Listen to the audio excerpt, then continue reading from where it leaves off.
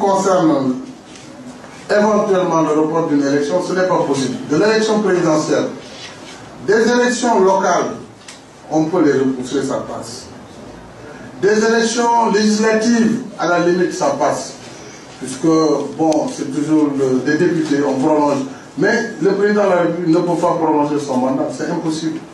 Et cette question avait été posée en 2006, je vous le rappelle, parce qu'il y a des gens qui agitaient aussi la possibilité pour le chef de l'État en 2006 de reporter un peu les élections et d'engager un dialogue politique avec l'opposition pour organiser les élections en 2009. Mais nous qui étions arrivés, lui avions dit que ce n'était pas possible. Il ne peut pas augmenter d'une journée son mandat, sinon le pays serait dans le chaos, puisque les gens ne le reconnaîtraient plus. Il n'y aurait plus d'autorité dans ce pays. À partir du moment où le président n'est plus reconnu, ben chacun fera ce qu'il veut. Et ça, c'est dangereux pour le pays.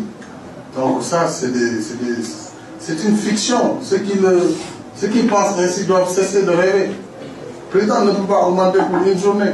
Je vais vous dire de la façon la plus solennelle que moi, Macky Sall, je refuserai que le pouvoir use de subterfuge pour pouvoir reculer les élections. Je ne l'accepterai pas et je mettrai tout en œuvre pour faire face à cette imposture.